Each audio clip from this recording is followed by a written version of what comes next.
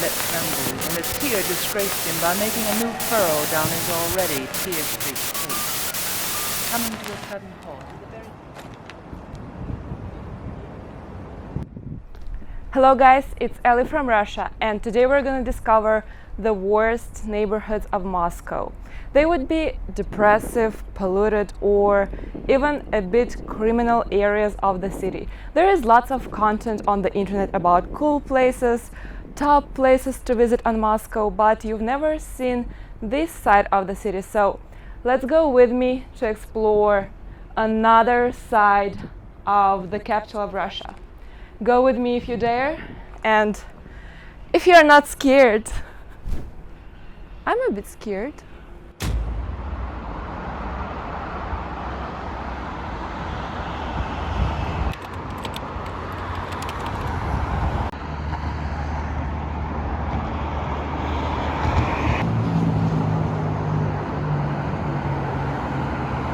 As I told you, some areas that I'm going to are criminal, so I'm not going there alone. I'm going with Zen from Zen 888 YouTube channel.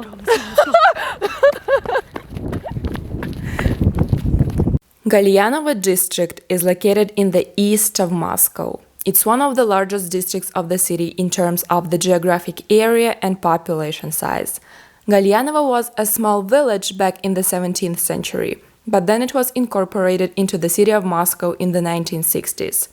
Golyanovo was named after minnow, or galyan in Russian, a fish which was once abundant in the local lakes. Surprisingly, this place is located only 9 kilometers to the east of the Kremlin. Look, here we found this abandoned industrial zone. This is a former warehouse, but now some foul language on the walls, as anywhere in these places like that of Russia. Lots of trash. Oh, look what a nice graffiti they have. Such a positive image in this place. More of foul language.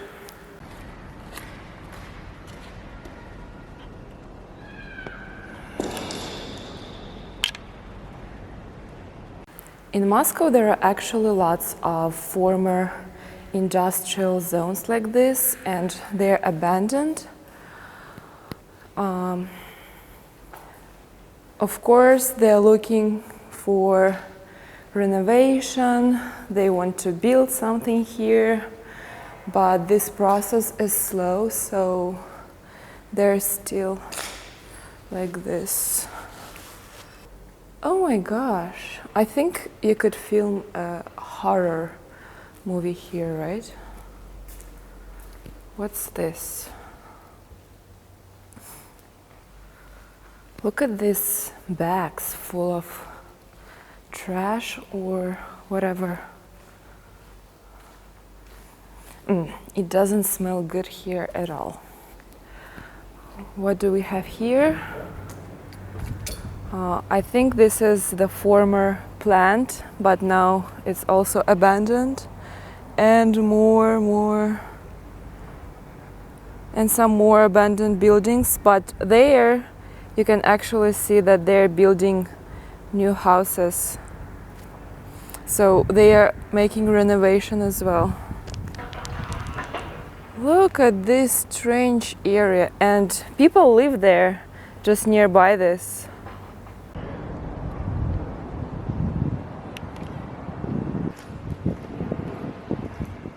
So I went up from this industrial zone. It took me like 30 seconds to go from there. And behind me, you can see a really nice neighborhood of Moscow. Yeah, that's about Moscow. You can see these contrasts. In this area, they have really tall buildings where people live, the residential area. Nice playground, a park, coffee houses, and right there was that abandoned warehouse. This is actually the first time for me to see districts of Moscow like this. And Ничего. I lived in India and Vietnam, and actually these kind of contrasts remind me of those countries, because there you could also find very, very poor, polluted or dirty areas, and then walk for a minute and you would find luxurious houses, skyscrapers, and we just saw contrasts like that here in Moscow. Then we walked to Izmailovo District, which is located close to Golyanovo in the east of Moscow as well. It's a historical part of the city.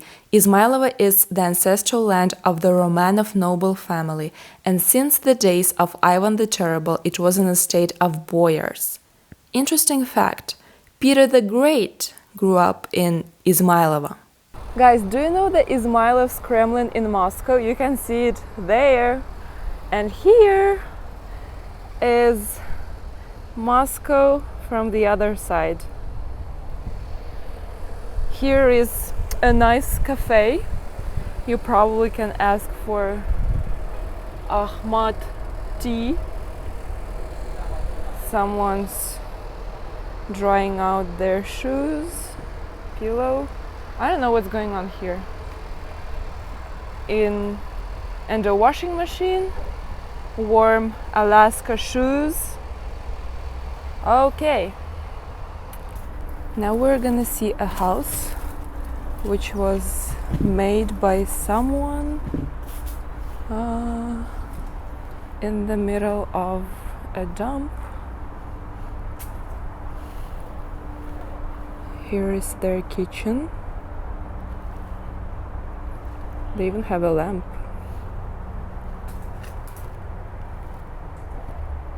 This place is creepy. And they live somewhere here, I guess. Even some food is left here at their kitchen. Yeah, probably this is their house.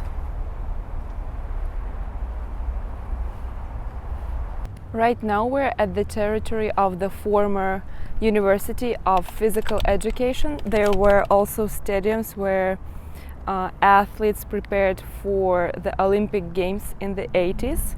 But now it's not a university, but a place where all the illegal immigrants live. And we're going there now. I'm not sure if I will be able to film everything there, but we will try. This is the oddest stadium of Moscow. It's named USSR Central Stadium of Stalin, which was supposed to become the most important stadium of the USSR and the biggest stadium of the world of that time. But you probably never heard about it. Here is its history. In 1930s, Joseph Stalin decided to build a stadium of Olympic type, which could accommodate 200,000 people. And the stadium was supposed to hold not athletic events only, but also military parades.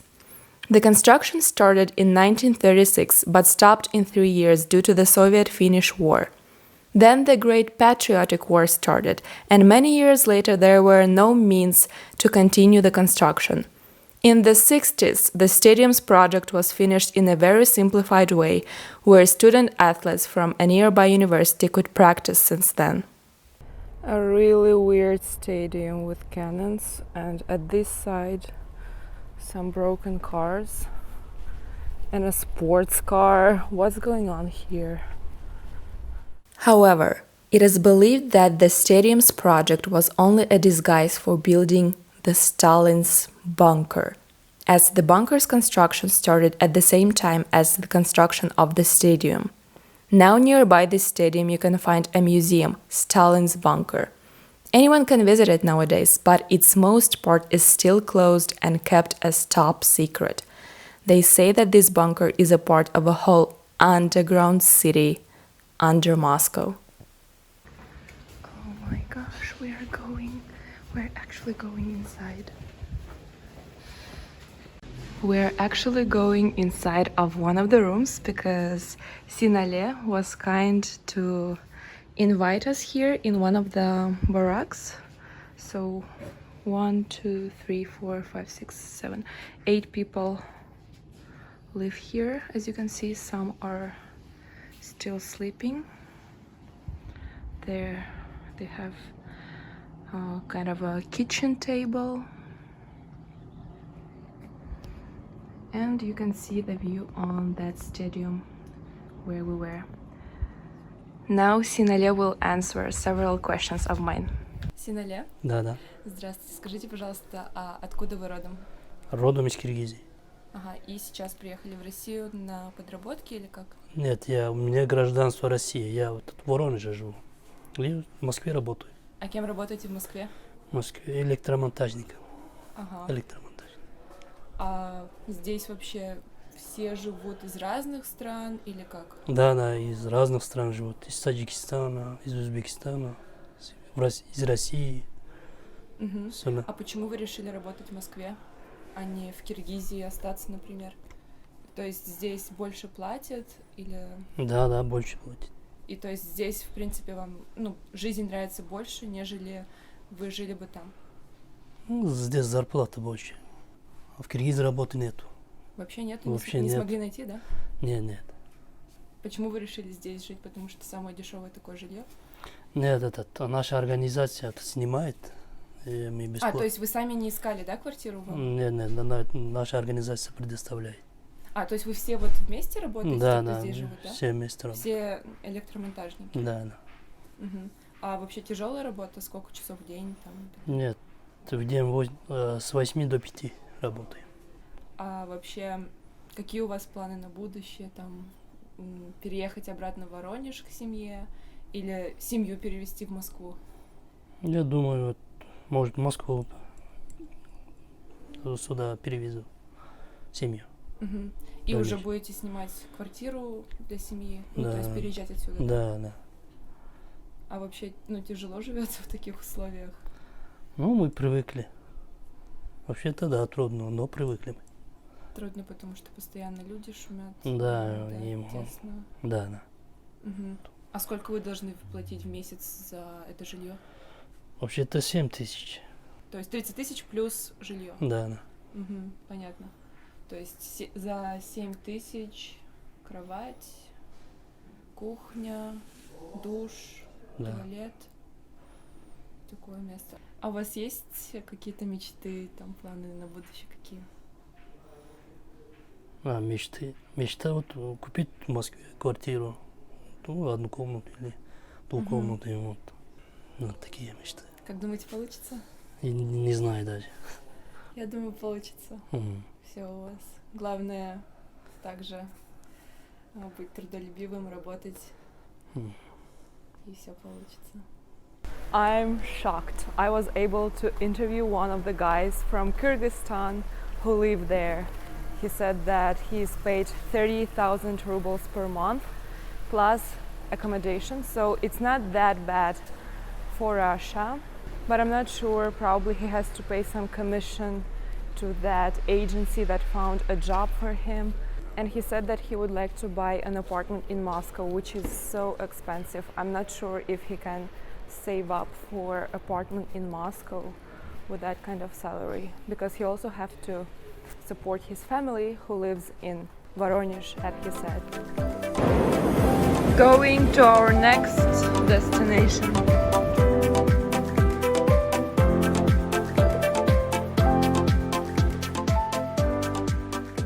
Kapotnya District is located on the southeast of Moscow. It has one of the few remaining industrial facilities within Moscow, since most others were moved to less populous areas for ecological reasons. The refinery claims minimizing environmental risks as its priority. Guys, we've now arrived to the territory of oil refinery, and this is not outside of Moscow, this is inside of Moscow. I just got off the bus stop and you really can't breathe here normally. It's all polluted air. Oh my gosh. And this oil factory is huge. It occupies a large area, and what's really interesting is that the residential area is right there, so people live here. I can't even breathe here, so I can't believe that people live at this place. So we've walked only for 100 meters, and you can see that people live here in these buildings. There is a playground. I cannot believe that that factory is located so close to buildings where people live, and I can't understand how they live here. It's impossible to breathe. Can you imagine that that factory is in the city? Are there such factories in other countries, in other cities? Let me know in the comments if you know whether there are also factories in the city, not outside of a city, in any country or in any city of the world. А? Нельзя снимать? Нет, это ругается по-вьетнамски.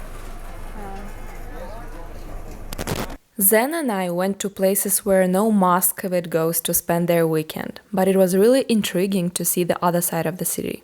And we finished our day in Biriouliovo Zapadnoe district, which is located on the south of Moscow. By the way, the southern part of Moscow is considered to be the most polluted, so people aim to live in the north, and all the majority of nice and expensive areas for life are located in the northern part of Moscow. We arrived to another wonderful district of Moscow named Western Biriouliovo. Behind me you can see the usual residential area. And what's special about this area, you would ask? But we turn here and you can see the plants like literally nearby the buildings where people live. So these plants are in Moscow, and we're not even that far from the city center, so I can't understand why these plants are not outside of Moscow but in Moscow. By the way, these are thermal power plant, and it's used for heating water. And in Russia we have the centralized heating system, which means that we don't heat water for each apartment. It's centralized, and sometimes we don't have water for several days or several weeks because they switch it off in summer. Everyone has fun at that period, but they are making some preparations for summer and reconstructing something. That's why we don't have water. So welcome to Biriouliovo. Do you like this district, guys? So these were some of the polluted, industrial, or even a bit criminal parts of Moscow that you would never find on TripAdvisor. Of course, you shouldn't make your opinion about Moscow based only on this video. Let me know in the comments if you were surprised to see districts like this in Moscow because you were only used to see cool and luxurious stuff and places. And are there many industrial, polluted or criminal areas in your hometown and maybe in the cities of your country overall? Let me know, share your impressions with me, and see you soon. Done! What a nice weekend in Moscow!